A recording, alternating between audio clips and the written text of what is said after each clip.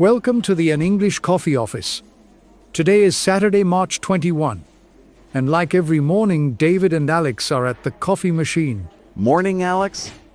You look like you are already having a completely hectic morning. Good morning, David. You have no idea.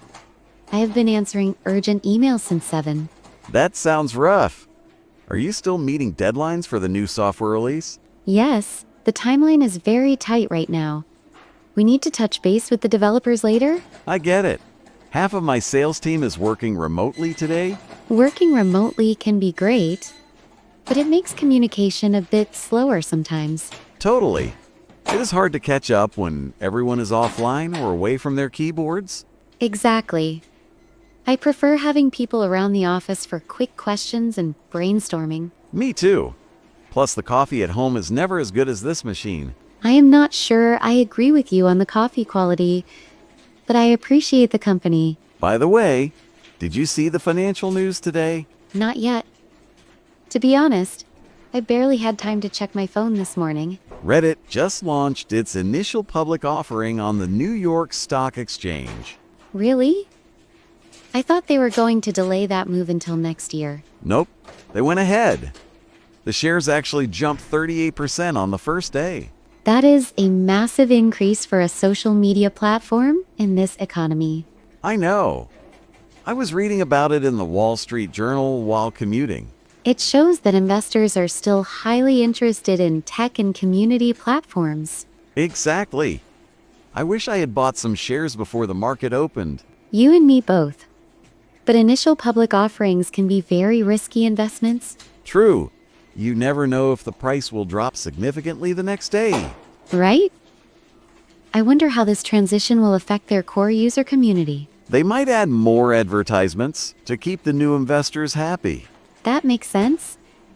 They need to show a solid profit margin from now on. They are also making money by licensing their data to train artificial intelligence models. That is a smart strategy.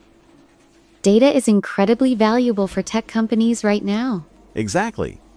Google apparently paid them $60 million just for data access. Wow, that is a huge contract.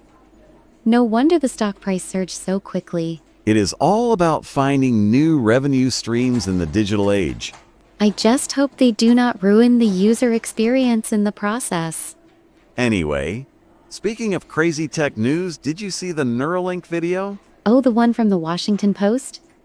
Yes, I watched it late last night. It is completely mind-blowing. A 29-year-old guy was playing online chess. And he was doing it using only his brain and a tiny computer chip. Exactly. He did not use a physical mouse or a keyboard at all. It is a huge step forward for medical technology and neuroscience. For sure. Imagine the incredible possibilities for people with severe mobility issues. It could completely change their daily routines and overall quality of life. The patient said it was like using the Force from Star Wars. That is a great way to describe it. The surgery seemed to go perfectly too. He mentioned he stayed up until 6 in the morning playing a video game. That is amazing. He had not been able to play that game for 8 years. It really puts things into perspective when we complain about slow internet connections. Absolutely.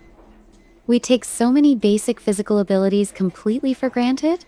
I was joking with my team about getting a brain chip for our sales calls. You would probably sell twice as much without even opening your mouth. Right? I could close huge business deals while just drinking my morning coffee. That sounds like a very lazy way to handle your professional responsibilities, David. Hey, I always say we should focus on working smart, not just working hard. Well, we are still a few years away from that kind of office reality. True, but technology is moving so fast these days, it is hard to keep up. It really is. Actually, that pace reminds me of another interesting article I saw. Oh yeah? What was the topic this time? It was on CNN. They just released the brand new Global Happiness Report. Let me guess. Finland is ranked as the happiest country in the world again. Spot on. They took the #1 spot for the 7th year in a row. I seriously need to visit Finland. and see what their big secret is. It is probably the strong social support systems and excellent work-life balance. We definitely need a lot more of that balance around this office. I agree. Interestingly, the report showed a massive drop in happiness for young people. Really? Especially in North America, right? I think I heard something about that. Yes, exactly. People under 30 are reporting much higher daily stress levels. You know, I am not surprised at all by that specific data point. Why do you say that? What do you think is causing the decline? Well, everything is way more expensive now, from housing to basic groceries. That is a very good point. The cost of living has skyrocketed recently. And social media constantly causes a lot of anxiety and unfair comparisons. Absolutely. The pressure to succeed and look perfect online is constant. Plus, finding a stable, well-paying job is harder than it was 20 years ago. I completely agree. I think modern companies need to focus more on employee well-being.